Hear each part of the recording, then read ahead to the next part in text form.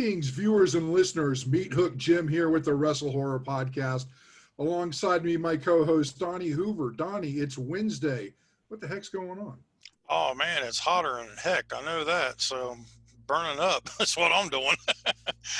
Well, I guess my next question is it hotter? Is it hot up there in Canada with our guest, Franky the Mobster, FTM, the Beast King, whatever you want to call him? How's it going, man?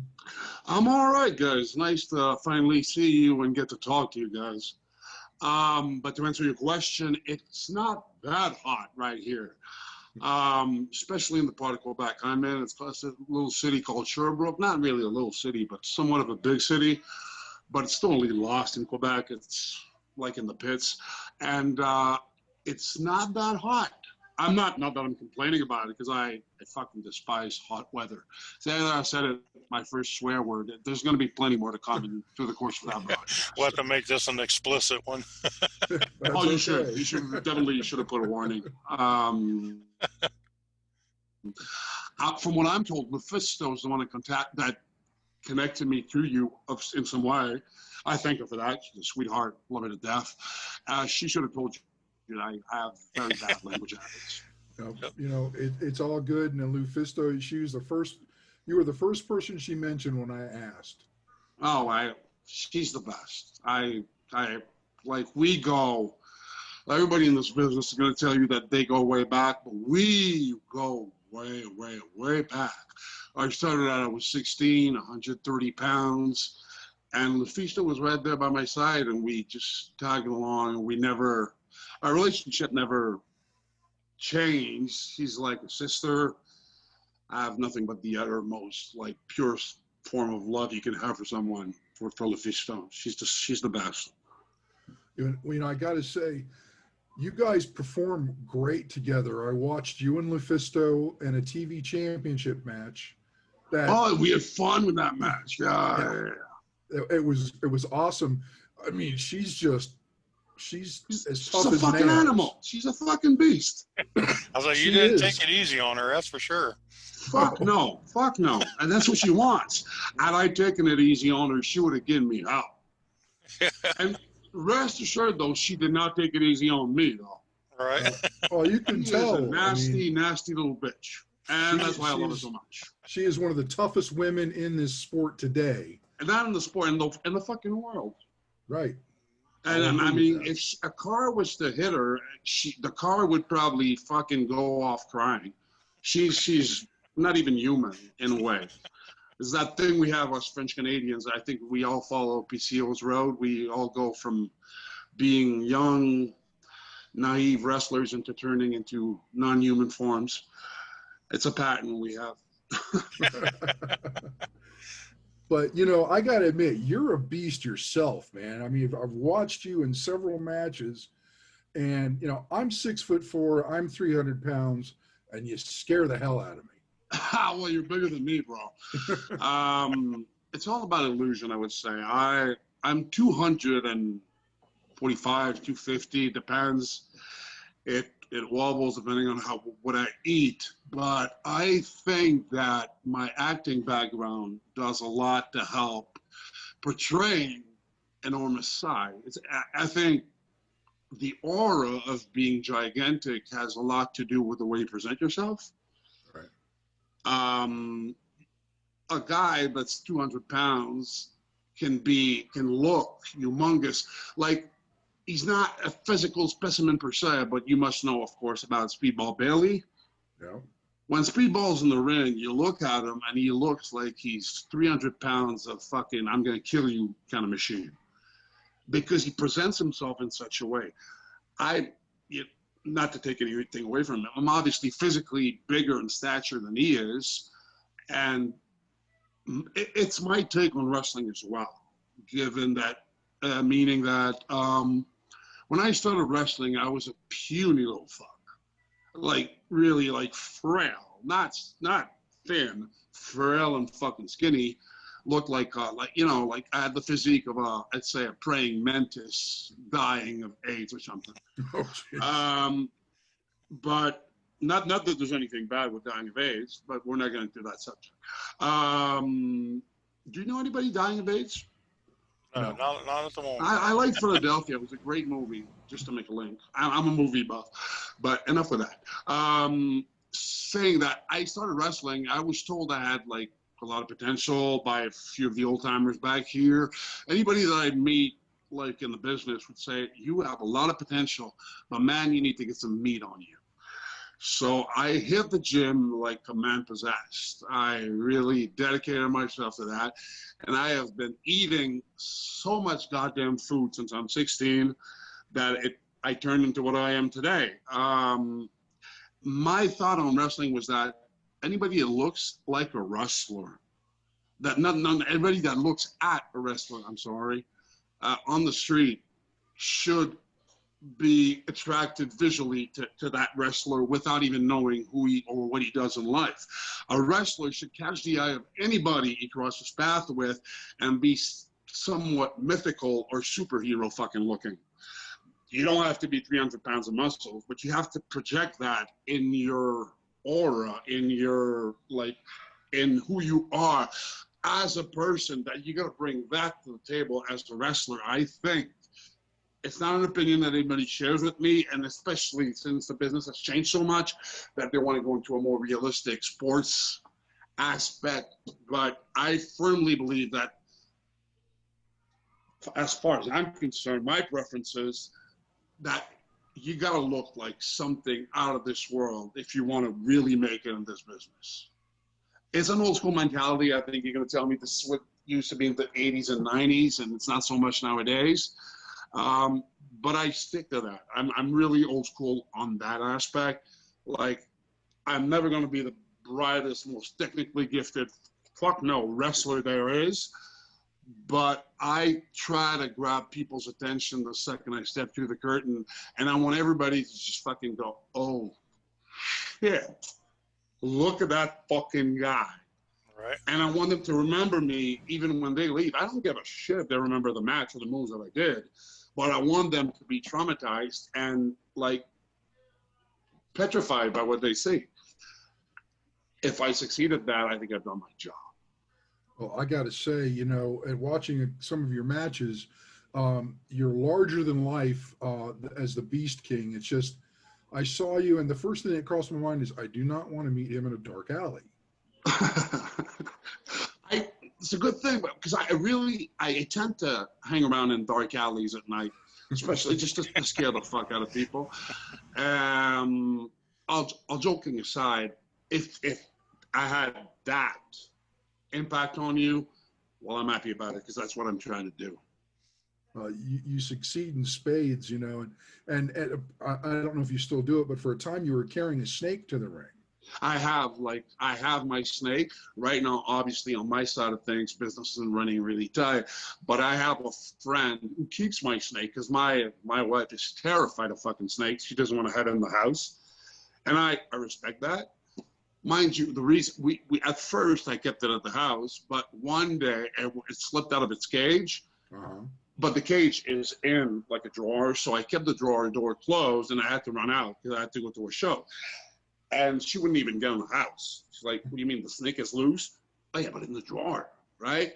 And she oh my God, did I get heat for that. She's forgiven me, I think, but I had to leave my snake at a friend's house, and that friend of mine has like 12 snakes. So he's lent me some of his pets. I mean, there's a time where I came to the show with a 14-foot long, 150-pound, like, Burmese python. That was a bitch to fucking carry, though. Heaviest goddamn thing I've ever had on me. But it looked phenomenal. It looked like the old school Jake the Snake, yellow snake, but actually it was bigger than Jake's. Okay. It was just humongous, and I had children crying. That's another thing in this, with a character like mine, if you make children cry, I think you've done your job. Oh, absolutely. I've always been old school, you know. I grew up watching wrestling in the 70s, 80s, and 90s. I don't want to look like this locked back in the day kind of guy, but I miss those days. Yes. I wish I'd grown and in the business in the days of kayfabe. Those were the best days. Absolutely. I think a character like mine in the 70s or 80s would have worked perfectly. Yeah. But, well, I will never know. But I think nowadays people can appreciate the artistic aspect of it. Yes. So that's why I managed to like ride along and still be in the business at the age I'm at, being that I'm still on the independent level. And I managed, I think, to stay relevant through all the efforts that I've put in artistically to bring a out of the ordinary, like extraordinary, scary character. Yeah. Now, speaking of old school mentality and looking Yeah. the part and all that, do you still practice the kayfabe mentality as well, like when you're out on the streets with people, or? You know what? You can blame me for that. You can give me shit. I like to work, like if I go to any show and I meet the fans, I want to have that vibe where they're going to have a hard time approaching me. If I do that, but if a kid approaches me, I still want that kid to go home with a good like memory. And I always be like trying to be in character, but if I made a kid cry, especially, I want to make sure he leaves with a smile on his face. I try to be accessible and approachable to the fans by the end of the show, not because I'm a merch bitch like most of the indie guys, but simply because it means a lot to me. That's why I do it. Even to this day, I don't do it to be looked upon as a great wrestler by my peers. In all honesty, I want to be looked upon by my peers as someone who's easy to work with, who's fun to work with, and who's gonna give a great show. But to me, what's most important is those people that pay their hard-earned money to come to a little show or a big show or a medium show, any show that I'm on, who invest their hard-earned money to be entertained and to have that. That's what's cool about the indie level, I find, that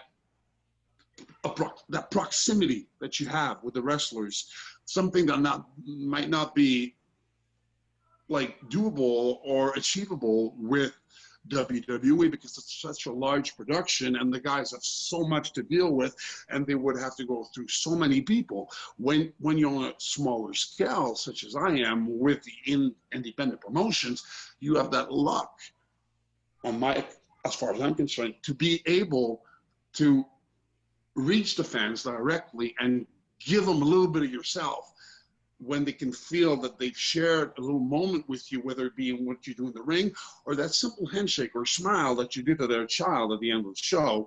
To me, that's what's the most important. I want everybody to leave that place saying, God, that was a true professional entertainer.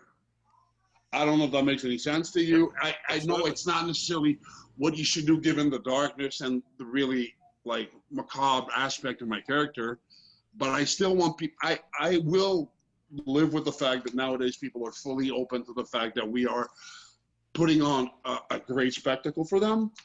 And I want them to appreciate the spectacle that I'm putting on for them, but I want them to know that I care about their approach to it and their attachment to it, and I want to give back, basically.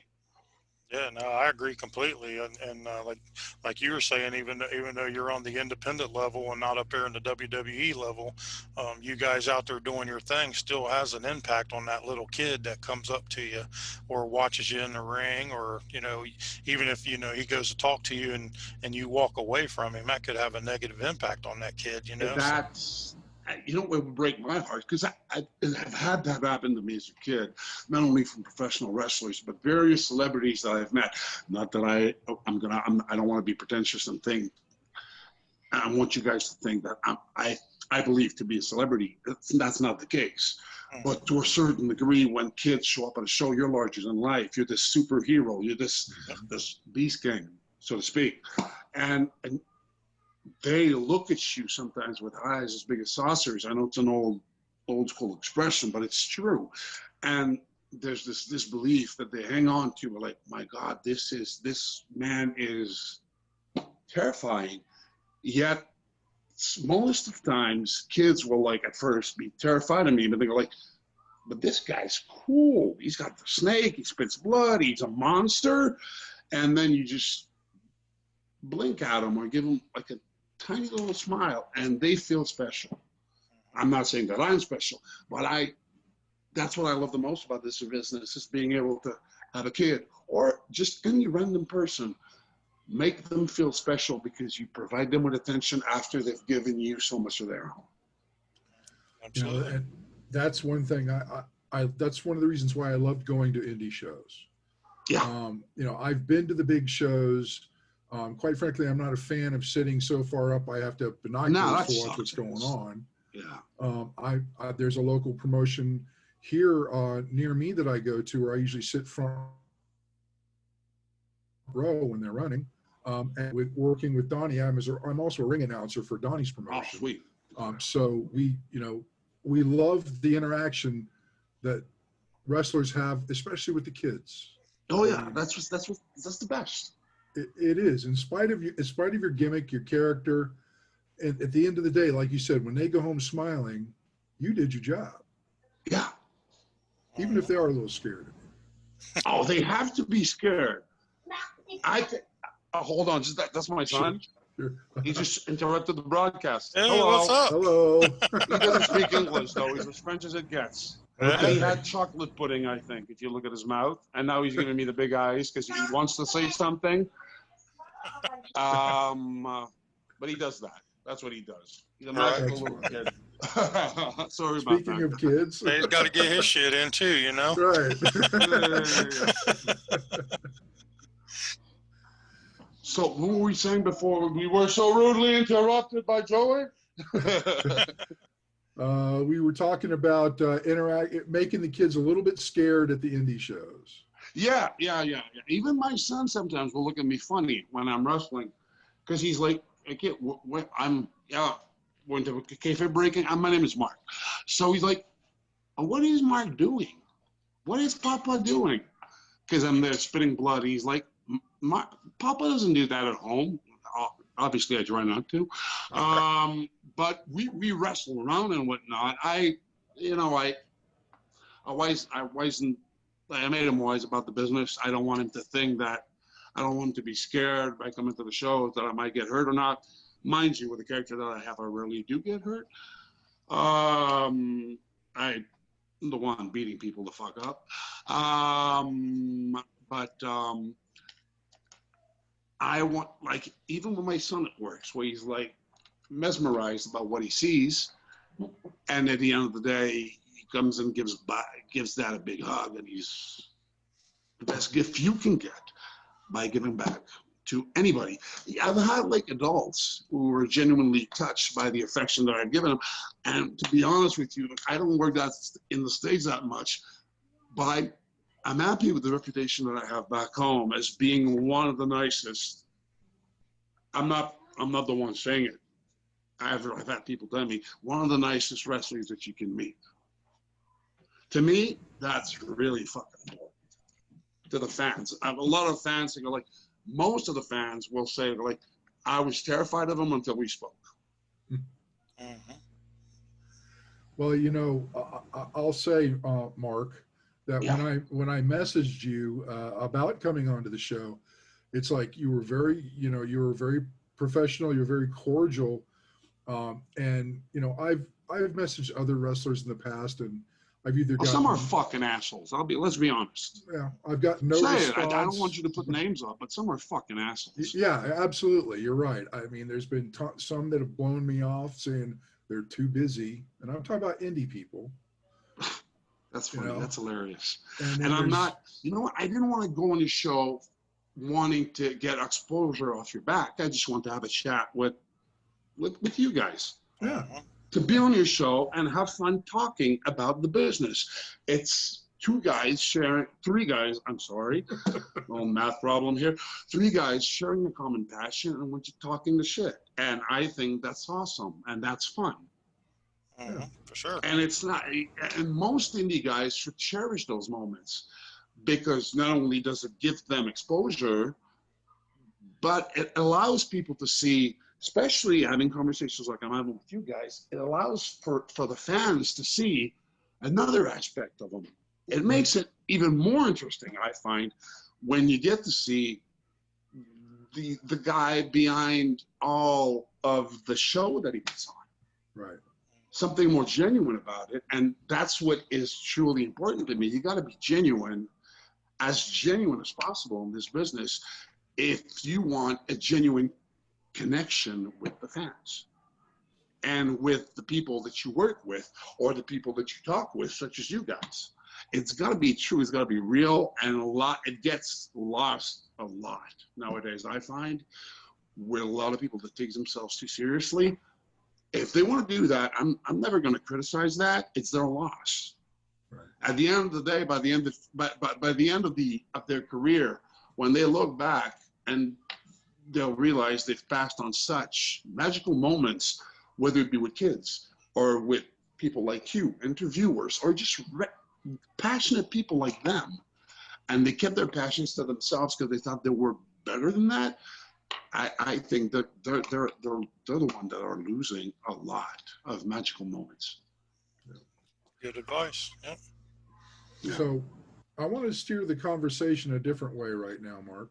Okay, go ahead. And you mentioned that you were also an actor. I am. Yeah, I've done a few little American things.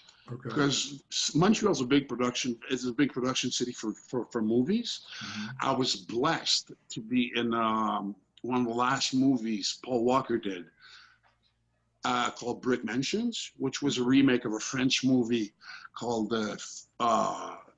Banlieue 13, which obviously you won't have seen. But that was a movie with David Bell, the French guy who invented parkour.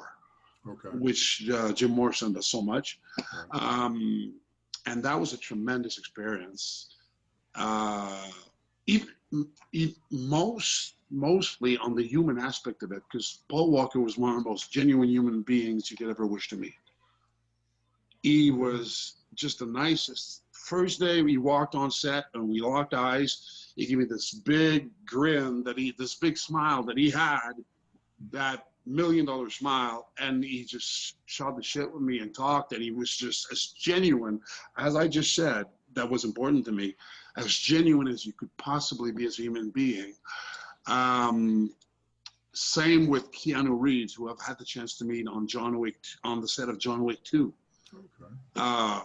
Phenomenal actor, of course, who's had a tremendous goddamn career, and he was such a great man, and he's so dedicated to what he does that he shares his passion with people. When he sees a passionate person, he'll go right to them and he'll talk. He went over to me, and I had like the smallest ass part in the movie. I didn't even make the cut to the final production, but he talked to me for like minutes, even close to half an hour, simply because I think he saw that I was passionate. I was as passionate as he was about what we were doing. But you probably had a question. I totally cut you off, and I apologize. Oh no! I'm just trying to. I'm gathering all this. One of the questions I was going to ask is, aside from some American films, have you done any acting in any French films or? Oh, that's where I did a lot of work. Okay. I'm typecasted, obviously. Most of the shows that I do, I'll be a very bad person, okay. And you know what? If that's what I'm given, I'll play it and I'll do everything that I can. I've had a part in what is the biggest, highest rated French show in Quebec TV called Unit 9. It's a show about a female prison. Kind of like Orange is the New Black, but in French. It's not as, I would say, not as stereotypical. It's way more nuanced than Orange is the New Black would be. And it's darker, really more like the bad people in it are extremely bad, to make it simple. And I wasn't part of the jail system, but I had a scene with the lead actress in the series, and at that point, she had been in jail, incarcerated for 6 seasons. She had never gotten out of jail, and that episode that I was in was the very first time through the course of the show where she had a chance to get like a permission to go visit her family. And when she did, while I was at her house, and her brother, I used her brother to get her, and the character's, she's a lesbian, and I raped her and beat her up in order for her to bring drugs into her back to the jail she lives in. Wow. And it was a very, very hard scene to do because when you see, it's a very traumatizing experience, even as an actor, because you need to go extremely far within proximity with the actress who I'd never met before. But she was so generous and kind and open to the level of with the intensity that we had to use. She was so generous about her emotions that the scene turned out to be like a major success, mostly because of her, because I was just new to the game. But just to tell you how successful it was, the day after it aired, I went to the convenience store, and like I told you, it's the highest watched show on French TV, so everybody watches it. Right. And there was this old lady that was behind me as I was waiting at the counter to pay my stuff. And you feel it when somebody hates your guts and stares you down, even if it's the back of the head. And I turn around and she's looking at me like this. She is with that vein bulging on the side of her 75-year-old head. And she had to be like 5 feet tall, but I turned around and looked like goddamn Godzilla wanted to eat me. And like I told you, I'm very nice to people, and especially with the part that I played. And I look at her and go, hello, lady. And she doesn't say a word. She just stares me down. Like, well, you must have watched the show yesterday, and maybe you were displeased with the scene and what. As I put these words out, she spits on my chest. Nice. And I'm like, what? That is pretty goddamn. I mean, on the spot, I was kind of mad. That is really intrusive. But looking back, I didn't tell her off. I told her that she was lucky she was a lady. That I did, because my reaction might have been slightly different had she not been. But I told her, like, you are an idiot. Because you know what the first thing I'm going to do when I get back home after this? She goes, I don't give a fuck. But in French, which sounds like it's Macaulay, which makes no sense to you, but basically it's the same thing. I told her, like, what I'm going to do is I'm going to head back home, get on my phone, and you know who I'm going to call? I don't give a fuck. That's what she said. I told her, I'm going to call Eve Landry, which is the actress. And she looks at me like, who's that? Like, that's Jane. You know that character that you love so much? That character that you've been through, whose life you've been through for 6 years, and who you care so deeply about that you felt the need to spit on me because I fictionally raped her on a fictional show as I was portraying a fictional character. You understand? I'm going to call the actress that portrays that character, and I'm going to tell her that a 75-old dirtbag lady reeking of like old candy and bad breath spat on me at the convenience store. And you know what your beloved Jane is going to say? What a dumbass old cunt. And she just stared me down. She couldn't believe that I just said that. I'm like, have a great day, lady. And I left. And like I approach acting, mind you, I'm going to rephrase that. I approach wrestling the same way I do acting. I completely lose myself in the performance that I give. As an actor, I look at wrestling as an art form. To me, it's the most interactive art form that there is, more so than musical shows, more so than improv shows, more so than plays, definitely more so than movies and whatnot, because you act directly as you are fed the energy by the people that you perform for. and you feed on that energy and you just give it back. It's a constant circle of like interactive energy giving you your performance, and by that same performance, the energy is being fed back to you. It's the most magical form of art that you can ever be a part of. I couldn't agree more. Let me ask you this. Yes. Have you acted in any horror films? I did a small short film about, it was a slasher. Okay. It was called, well, it's not, like in French, it's called Le Boucher, meaning the butcher. Okay. And in which I portrayed a butcher, very demented one, that is. And I wish I was given more chance to be in horror movies, because I love the genre. Me and my wife are huge horror fans.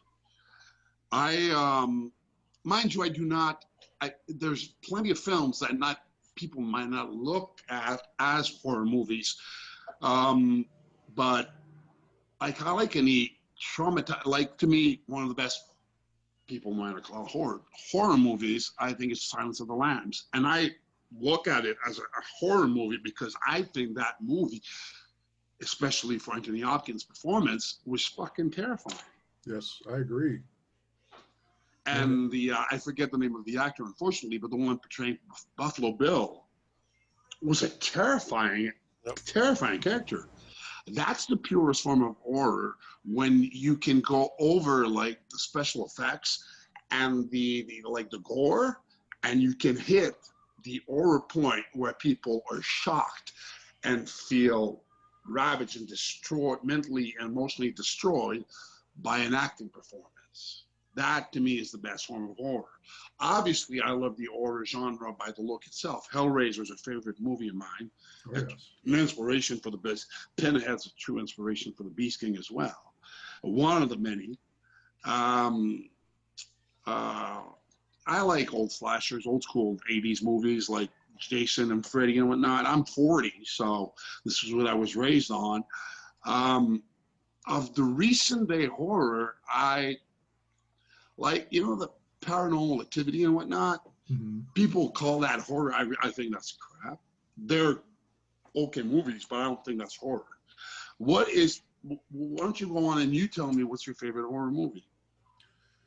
You must have a bunch, but I mean. Well, yeah, given the name of our show. Yeah, that's what I figured. I'm old school myself. Okay. Texas Chainsaw Massacre has always been one of my favorites. The original one? The original, yes. Yeah. I was fortunate enough to meet Leatherface before he passed away. Are you fucking serious? Yes. Well, you're a lucky bastard. Yes.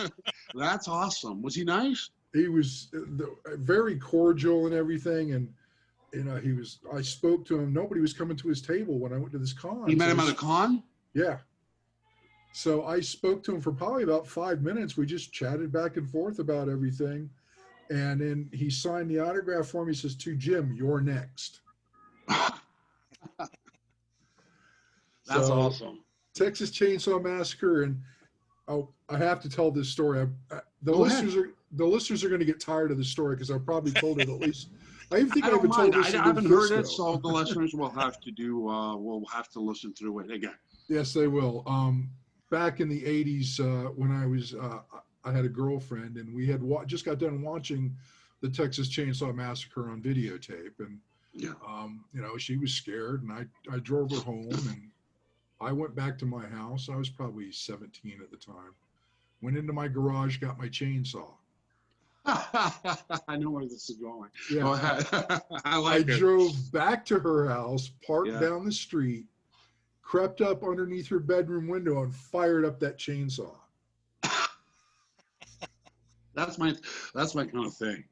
That is funny as fuck. Did she leave you on that day? To this day, unless she watches this show, does not know I did it. She has no idea that you did it? No. Wow. He's like, I'm going to try that. She told me about it, but I never admitted that I did it. That is awesome. Because I had the cover. My wife would right away, if we were to watch a movie like this and I was to pull a stunt like that, the second she'd hear the sound, she'd be like, Mark, you fucking asshole. She'd know right away. That's my kind of humor.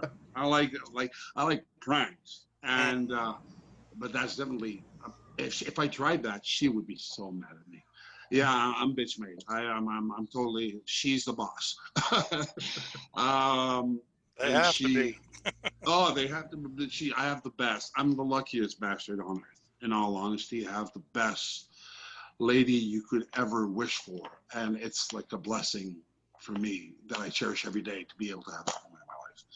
I know this might sound cheesy to you guys, but seriously, I don't think there's happier men in life than I am. Nothing wrong with that, brother. Oh yeah. Mm. Well, let me ask you this: being that you're a fan of the horror genre, Yeah.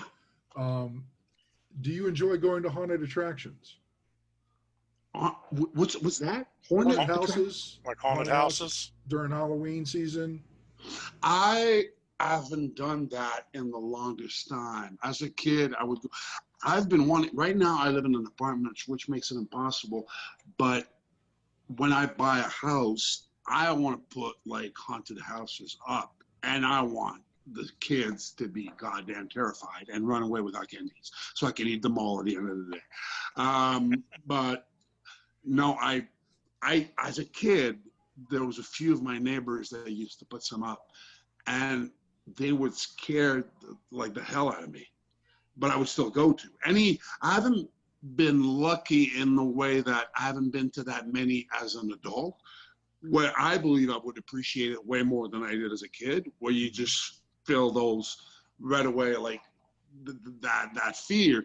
But I would appreciate the effort way more as a fan of the horror genre. If I was to go in one of the like legitimate haunted houses that people put up nowadays, I'd love to do that, but I don't get the chance to now.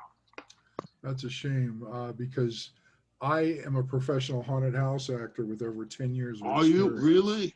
Yes. I've been asked, actually, there was this horror festival going on near my city, and the promoters asked me to be a guest on it. I don't know what exactly they wanted me to do. They're like, please bring all your character gear. We're going to put you in a situation where you're going to be able to scare people. Like, that's fine by me. I'll be right there. I believe there was some form of haunted house there, something of that nature, way more like some kind of a hostel gimmick. Okay. With like crazy, obviously, if you look at me, crazy characters roaming through the house, and make it one of these, the way they make like those like interactive houses nowadays, where people just go in and they have no idea what to expect. Right. I think it was going to be one of those deals where people like, and you really want to scare the shit out of people. I have a friend of mine told me he went to a zombie house. Okay. I'm like, what is that? And you had actors portraying zombies, and you really had to legitimately like run for your life. And the actors were going fucking. They really want to get to your ass and beat the fuck out of you or eat you or whatever. I don't know how this works. I haven't had the chance to go to one. Just give me a second. So, but if you put up a gig and I'm in Ohio, please let me know. I'd be glad to be a part of it. Oh, absolutely. We know people. Yeah, sure. I love doing it, Mark. It's I don't even doubt it. One of my favorite times, and you don't get to do this a lot in American haunted houses because they generally have a no-touch policy. Is that true? Is that so? Why? It takes away from the. I mean, I'm not saying you should attack people, but you should. There should be that proximity that brings legitimate fear. Oh, if you're just in a box and oh, no. No. We'll see that once or twice and they'll get bored by it. No, people. It's bad. It's sad in a way. I find that you don't get the chance to really, because I'm sure you'd love to really make it more interactive. Well, we do to a degree. I mean, I would get in people's faces. I mean, I would be this close to them. Yeah. Technically, we're not supposed to touch, but one year there was an arrangement at the haunted house I worked at. We were allowed to do that. Wow, that's the best. And I was called the dean. I was in a military. I was half zombie, half human. Wow. And we singled out this kid about 16 years old in the queue line. So myself and my zombie doctor started circling. Well, he took off. He didn't want anything to do with us. But we were right on him. Oh, you chased him? Oh, yeah. He didn't get out of the queue line before we caught him. My partner threw him over his shoulder. Wow. And carried him into the middle of the haunt. Okay. Wow. And put him down. Now, my buddy worked on the inside. I worked on the front and the inside. So I'm outside at the moment working the crowd. Yeah. And he sticks his head out. He goes, "Come here." And he takes me back behind stage. He goes, "That kid we just grabbed?" He said he pissed all over my shoulder. That's awesome. Yeah, I mean, he was drenched in it, and he didn't change his costume. That makes it even more awesome. Absolutely. That makes it legitimate. Yeah, it was. But that's you know, and acting would say that's method, actually. Yeah, I love it. I mean, there's nothing better than a good scare. You get somebody scared, and that adrenaline flows. Oh yeah, yeah. It's bringing fear to someone and being good at it, making people scared, I think is a lost art. Whether it be in haunted houses, such as the ones you perform in, right, or even to make it a link to wrestling. That's why I love portraying this character, because you get to bring such pure, raw emotions to people. Right. Which I think is, some wrestlers will bring other forms of pure emotion, like excitement and sheer joy over winning his championship. My character, the way I look at it, really has no concern about championships. Mm-hmm. What he wants to do is make people's lives miserable. And if he goes after a belt, it's not in order for him to be champion, it's to make sure that the person that truly wishes to be champion doesn't get the chance to. Okay.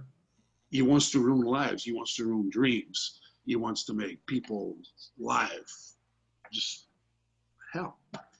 And that, I think people can feel it when I play it, because they see that, they feel that this character is really out there to create pure violence for the sake of it, not for the sake of sports, not for the sake of competition, just because he wants violence to be present and to be what dominates or represents his world or his view of it. And it appears to me that, oh, I'm sorry, go ahead, Don. Oh, no, go ahead. I was going to say that shadow of doubt that you put into your character, Yeah. Really, brings back the whole kayfabe vibe. Getting that people are smart nowadays, but is he or isn't he is what they're thinking. Is he for real? I don't know who it is that first said that, but it's been like quoted a bunch of times. I don't mind if people don't think that our business is real, but I want them to think that I am. Yes. I can't recall, I'm not going to say that this is from me, it's not. But I remember really feeling in like that was a quote that I would come up with because it's the way I look at the business. I want people to completely get lost in what I do. If they're terrified, if they laugh, if they're like, if they're happy about the violence that I bring, because some people are. Mm-hmm. And that's what I think is fun about it. One of the fun sides of today's nature of our business is like, people can appreciate a character, and people are so much more open to violence because that's what our society is all about. Right. I don't want to make a social critic, but I'm just saying that violence is everywhere. You can't evade it. You can't escape it. And when you present it in a new way that they are not familiar with, some people will be entertained or surprised or shocked or thrilled or disappointed with it, but they will have a reaction to it. That's the name of the game, getting a reaction. Yeah. Yeah, I just thought of this as I was sitting there listening to you guys, and I think, Jim, I'm actually going to make this a part of the show every show because Okay. I really like this idea. Okay. So we're gonna bust our cherry with the Beast King here. So Beast King, I'm gonna put you on the spot with this one. Go As you ahead. can see behind me, I'm a slasher fan myself. Jason's my Yeah, guy. Jason's my guy, and the reasons I like slashers so much is because, in my opinion, human beings are the scariest thing on planet Earth. absolutely. so Absolutely. so if the Beast King was in a horror film and was the main villain, how would he make? How would he? What would be his best kill? Oh, that is an awesome question. We were talking about having original questions before we started. Right? That's awesome. Um, I gonna try to come up with something. It's been done in a movie before, but I would definitely like to kill someone by feeding him one of my snakes and just having him choke as my snake is going in his mouth and looking at it. And as he's about to pass out, I don't know if that's too graphic or whatever, and you pull the snake out and the person is almost dying, yet pukes because of the snake having been in his throat. And as he's puking, you pull off his Adam's apple with your bare hands. Ooh, There you go. nice. I like that. Very creative. Yeah. Yes. Oh, there's so many ways. I am been working on a project. It's somewhat of an horror and sci-fi web series. It's still in the creative fast process, but at first the writer wrote 3 books. She wrote 1 book, and then I met her just to shoot a tiny fight scene for one of her first book scenes. And she made me the main villain in her books for the 2 next books. Nice. And we're trying to get that going on the web. And that character is his name is Nat Inger. It's hard to say for me in French. Nattinger, and he's the heart snatcher. He pulls out people's hearts and eats them to feed off their emotions after having scared them. So he eats their petrified hearts. Very cool. Have you seen the Hannibal TV series? That is my favorite show of all time. Yeah, so the kill That's my scenes in favorite that. show of all time. And I would say that Mads Mikkelsen is my favorite actor of all time. And his version of Hannibal Lecter is my biggest inspiration for the Beast King. Very cool. Yeah, that's one of my favorite shows as well. The kill scenes in that and the staging is so unique. It is so visually stunning. Mm-hmm. Yep. And the acting is superb. Everybody on that show is absolutely perfect. And the writer's vision of the Thomas Harris novel is it's I find even better than the movies were. Mm-hmm.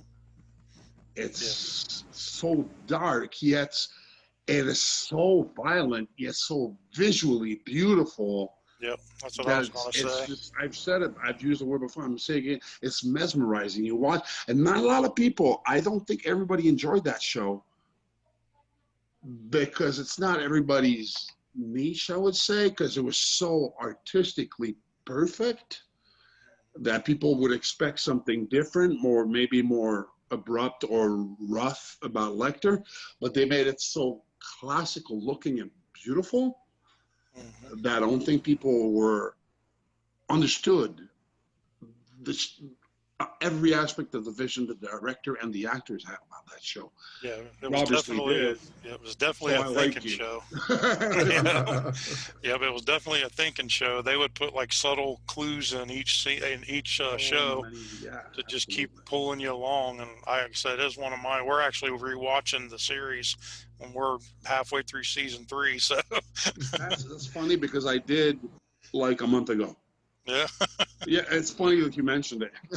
My girlfriend's a big horror buff. She didn't really get into the series. It wasn't her style, and she's like, "You're a schizo about that series." Because you can even talk to me when I watch that show. Right. I am so possessed by the performances and the photography. That's from an actor's point of view, from having been in movies, that's, like I told you, visually, I think it's the most stunning television I've ever seen, I've ever watched. Mm-hmm. Like when he's cooking, it looks goddamn delicious. Yeah. And you know he's cooking human insides. But You it want to eat looks, it. made me hungry. Yeah. And that's what's the most traumatizing, I find. They succeeded in making such, what is to be, should be looked upon as disgusting things, they made them so beautiful. And like you said, every kill in that movie is like visual poetry. And that's what I think everybody, like, to me, that's perfect horror. When you make violence poetic and beautiful, that's what horror should be. That's my take on it. I'm not saying everybody should look at it this way, but I personally find so. No, I agree completely. It's supposed to be disgusting and gory when they show it, and you're just like, wow, that's actually very cool, you know. Yeah. Like, But you got to be, and some people will think we're psychopaths thinking that, but no, we're horror fans. right. Right.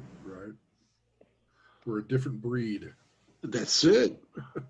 And I wouldn't change it one damn bit. Me neither. So what's on the horizon for the Beast King as far as shows and I mean, this whole COVID thing's really put a crimp on everything. It's just destroyed me. In all honesty, I like I said earlier, I'm blessed to have such a perfect family. I know that a lot of people had a hard time going through the confinement and whatnot. Especially down here, it's been crazy. People are going ape shit over it. And we're not remotely half as bad as you guys are when it comes to the amount of cases. We're lucky to have a great healthcare system in Canada. It's a really a blessing. We are extremely, and the government has been extremely careful. Security measures have been increased, and some people go against them for the sake of going against authority. That's a debate that we could go on, I guess, for hours. Oh, yeah. But I feel blessed that we've had such levels of security and a good, present, and careful and attention paying government to take care of us down here. But obviously it's put a lot of restraints on everybody's lives. I'm not able to perform on any aspect of any form in what I do, whether it be TV production is shut down completely down here. Nothing's being done. It's just starting to open up again. I'm going to knock on wood, meaning that I am sitting in front of a wooden table. I auditioned for something this week, something kind of major, and I'm, for what it's worth, now the entire audition process has changed. Usually you'd go to a casting director and perform the audition in front of them and get feedback so you can play it again once or twice. Now it's all self-tapes. So you take a guess on what it is that production might want, and you have your own take on the scene, and you just pray that it's the right one. And then you send it along. So I auditioned for this thing. If I get it, it'd be like great artistically speaking, exposure speaking, and money-wise, it'd be great. Right. That never hurts. But you know, I don't want to. It's not about the money for me. It's just getting a chance to play and to perform. And if I'm given the chance to do it on a bigger stage, to me, it's not about being recognized, but being able to touch as many people with my efforts as a performer. If I get on a bigger stage and I can make more people smile, I can entertain more people, I'll be happier. That's the way I look at it. But right now, there's not that much coming, and wrestling is a big no-no down here. In Quebec, there's nothing. Nothing, absolutely nothing. No way. There's been, I believe, some backyard shows. I'm too old for this shit, in all honesty. I do love performing, but I want to do it for security purposes as well. Yeah. On a secured stage with like high production values to I don't want to sound bitchy or difficult, but I want to do it on a wrestling show and not on a sub wrestling show, because I want people to see a fine product. I want to be attached to something great. I don't want to sacrifice the quality of what I do just for the sake of performing my desire to perform. I don't know if that makes any sense. No, it makes sense. But I want to give. I've become really difficult about the performances that I put on in judging the quality of things that I do. I'm never really truly satisfied. So, and I know that doing a show for the sake of doing a show to satisfy myself, I would not eventually down the line be satisfied, because I know that most of the people will look at it like as a half show, and it wouldn't be what I do. Right. Yeah, we're with you there. We're shut down here in Ohio still too. They're starting. There's nothing going on at all. Not in Ohio, nope. They're starting to come out with some rules and regulations, but with all the restrictions, it still won't even be profitable or even worth putting on at this point.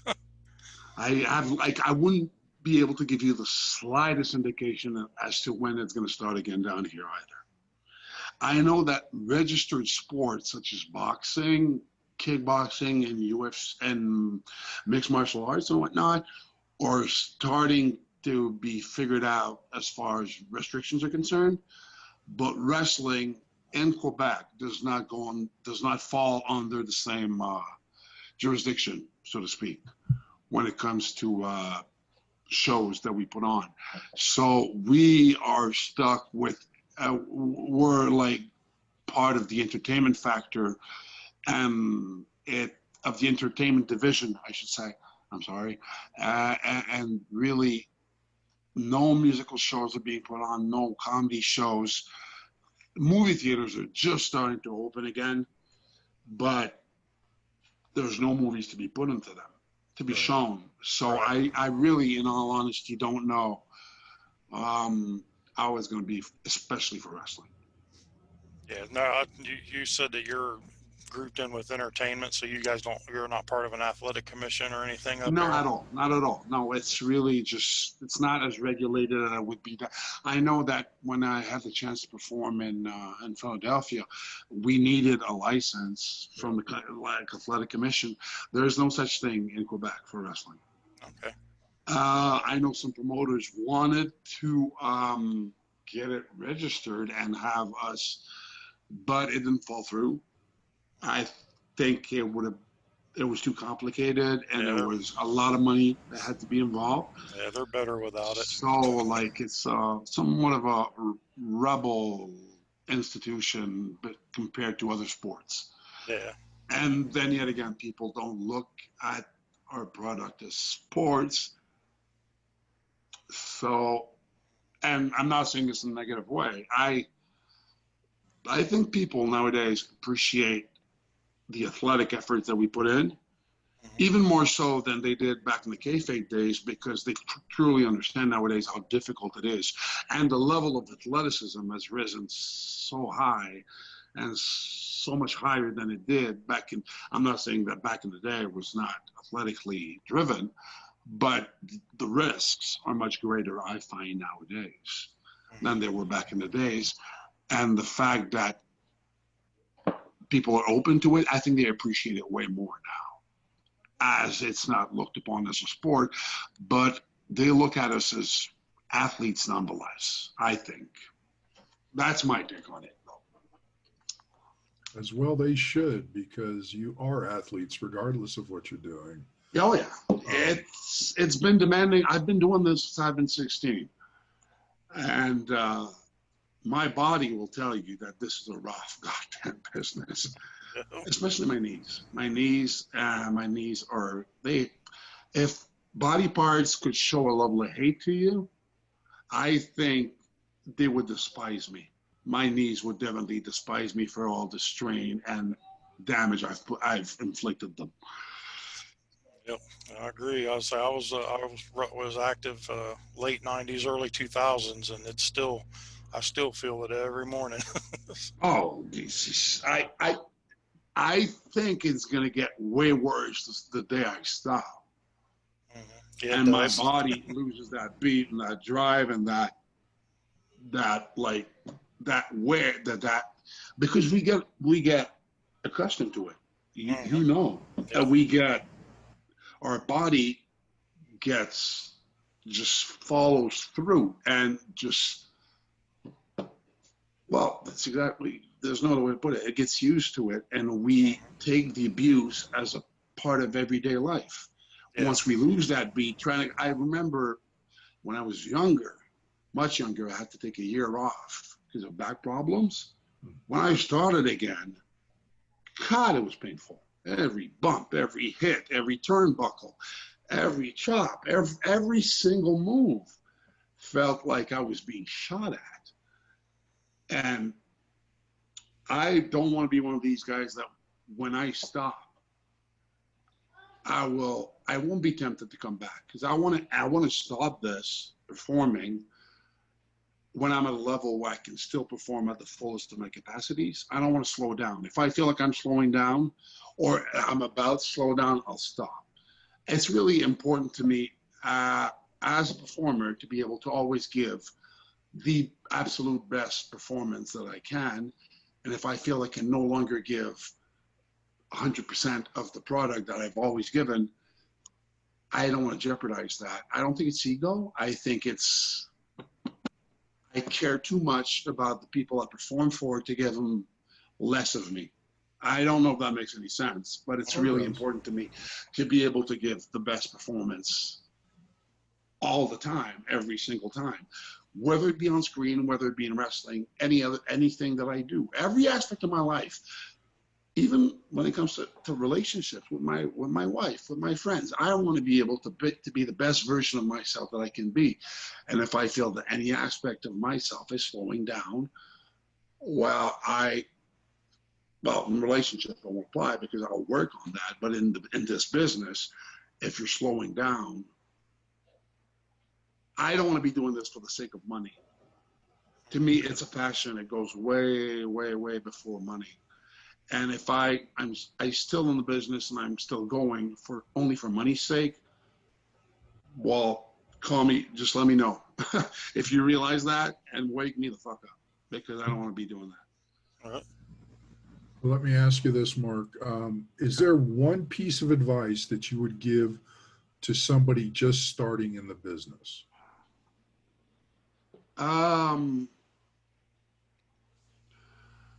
Every advice has been given. I would say that it's going to be cheesy as shit. But you got to believe in yourself through all the lies you're going to be fed, all the bullshit you're going to be fed, and all the false hope you're going to be given. Every deception that you're going to be faced with in this business should be a lesson as to where you want to be, because you will be deceived, you'll be disappointed, but ultimately you need to keep marching and walk forward and live your dream. Because everybody that's in this business that is serious about it has a dream to go to the highest stage possible. And I firmly, honestly, really believe that if you are 100% dedicated, anybody that truly fucking wants it and is willing to make the sacrifices that it takes,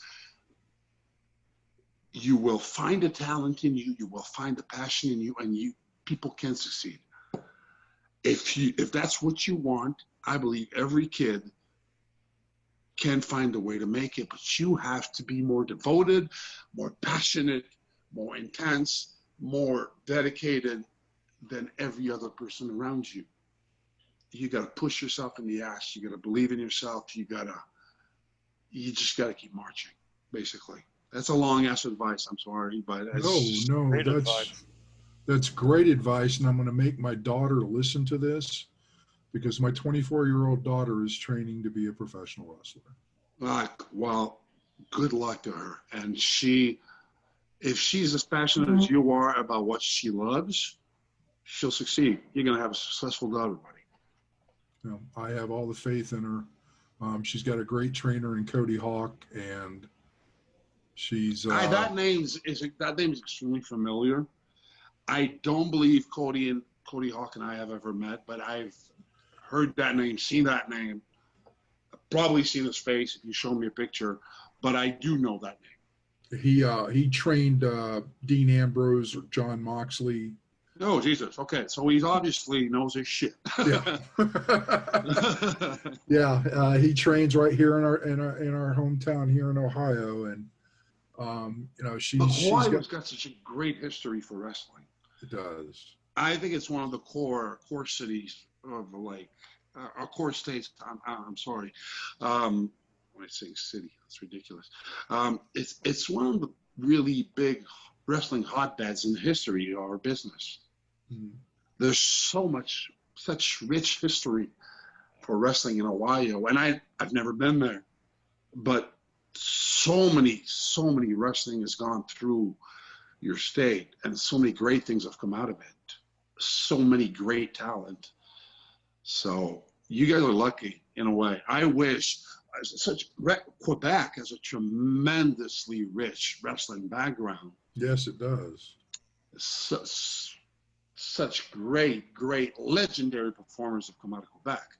Even to this day, my best friend Kevin is the man. I say my best friend. I don't want to look like I'm name dropping, but I honestly, he's one of the people I love the most in life. I'm the godfather to his son. Okay. Nice. Yeah, we're really. I love this man to death. I am so blessed and honored to having been named the godfather to Owen. He's the greatest kid you could ever possibly hope to meet. And so is Elodie, and his wife is the sweetest lady ever. So he's just the hardest working man in showbiz, and he deserves every ounce of success that he gets. So I lost my train of thought. Why did we bring up Kevin? Oh, we're talking about Quebec history. Yes, indeed. Yes. Yeah. So you guys have a great wrestling history. We have but nowadays wrestling in Quebec is far from the stage that it used to be on.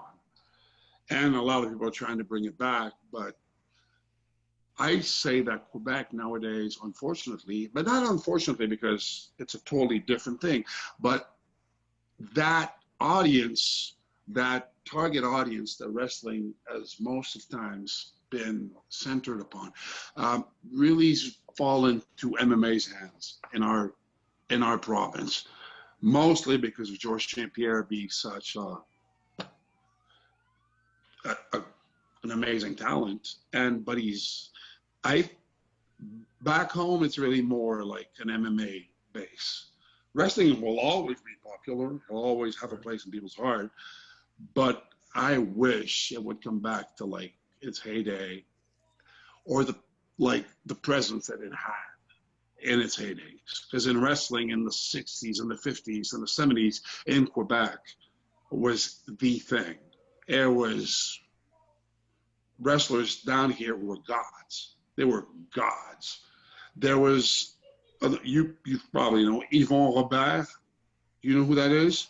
That's really old school.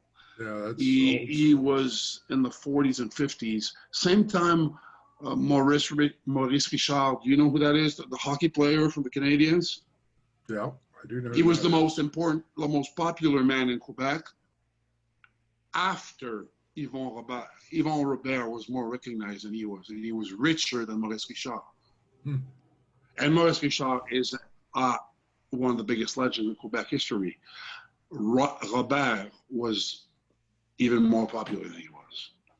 Wow. that says a lot about how big the business was back home. It does. It does. Do they take that same attitude, I guess, toward the MMA fighters? Like, especially, I mean, obviously GSP, he's one of the I greatest have ever. nothing but the utmost respect and admiration for MMA fighters. It's I mean, but a like, totally different do the ballgame. fans look? Do the fans look up to them like they do the wrestlers and the hockey players and all Oh that? yeah, absolutely. Okay. GSP back home is looked upon as Like a legend. like a legend and a god.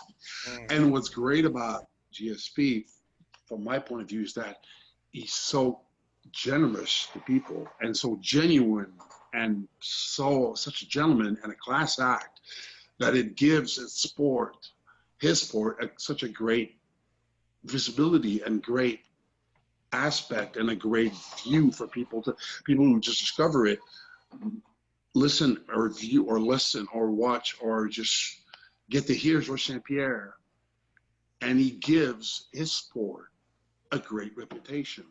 I like to think that I try to do the same thing with wrestling, but not on a scale as big. Never could I even dream of. Like Kevin back home is the man. He's really popular. Really popular. And what's great about him is finally somebody is being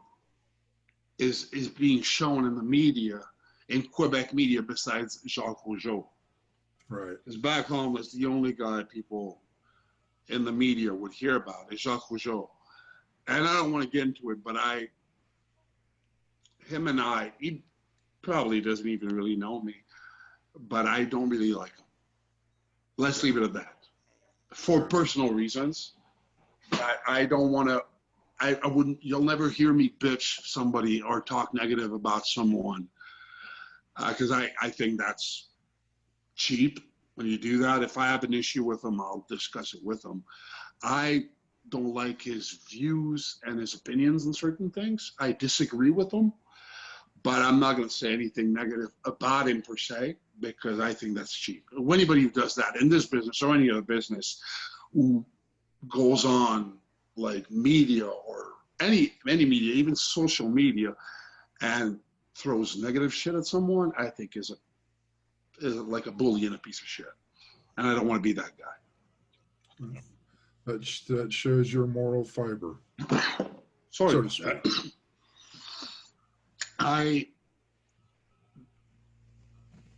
I value respect and cordiality and politeness more than anything with any person that I meet, even someone I might be in total disagreement with.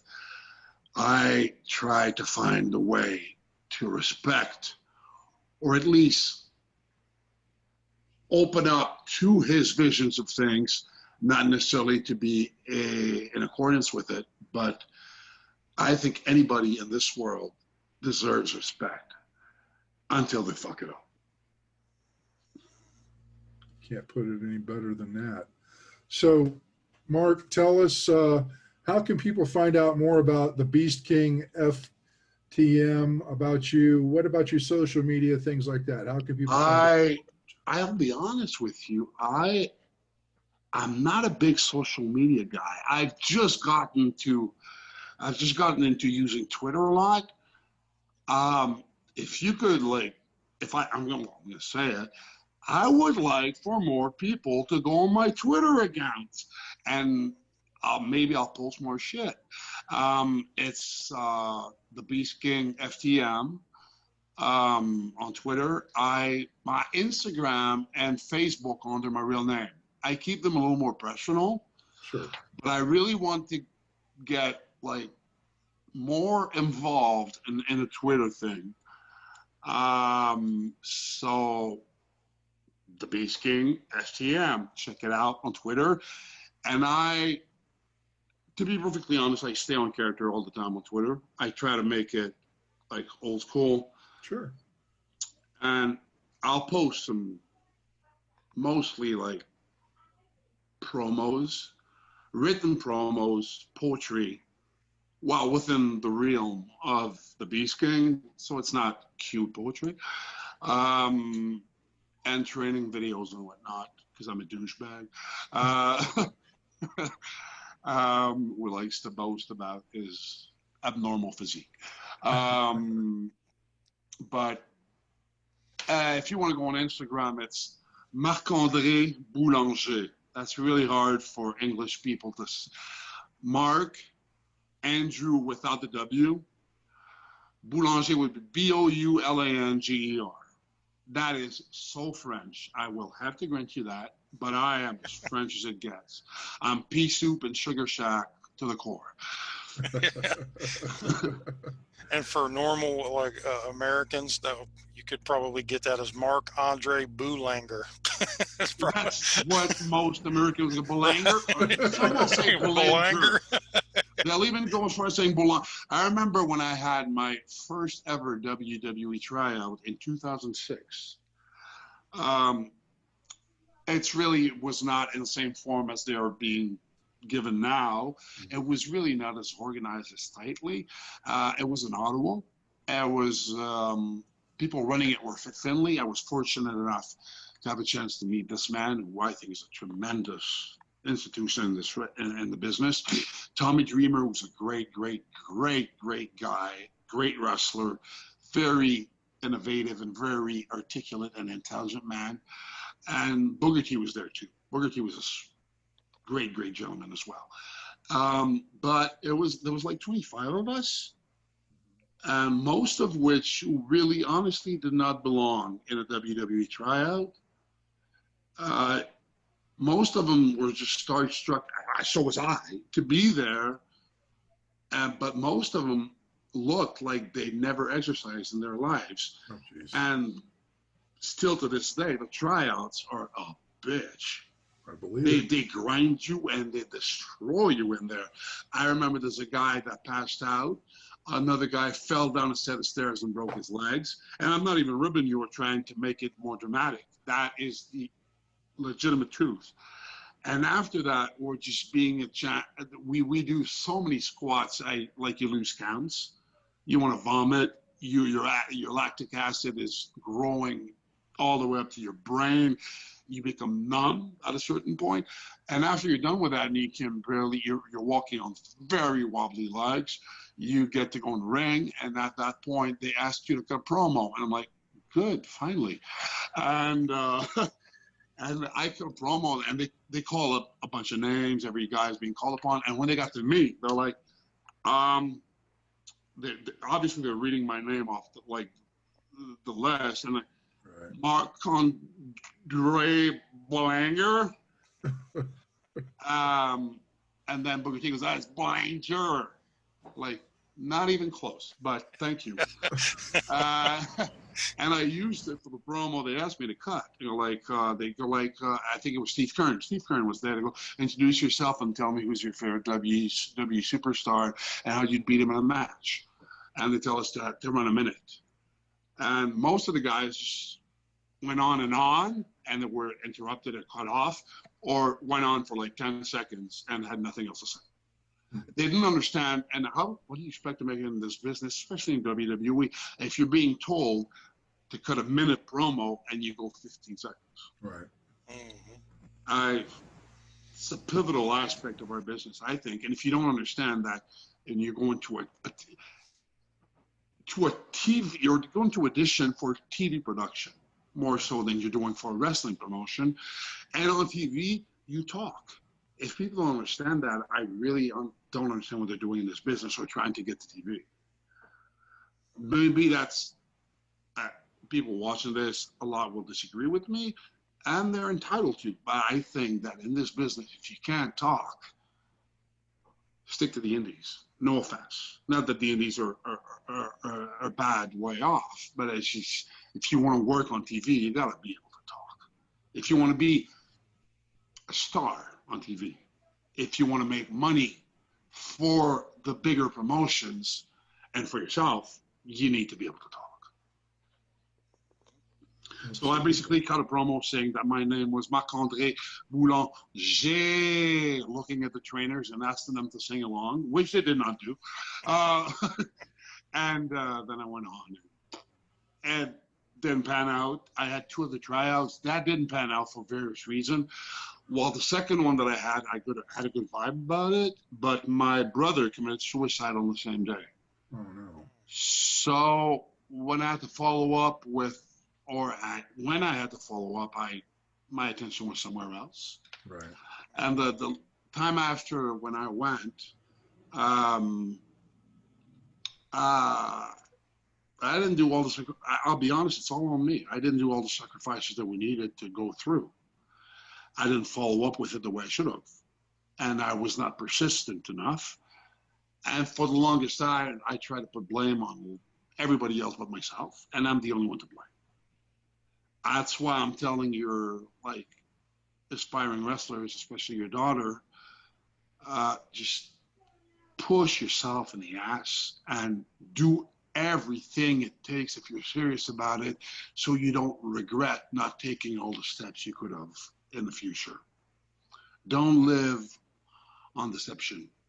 Live on resolution and achievements, whether they have led you where you want to or not. Do not leave any doors unopened. That's very important. I am telling you that from experience.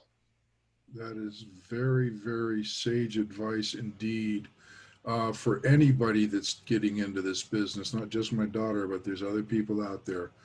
Yeah. If it was my daughter, then she'd have the field wide open, but it's not.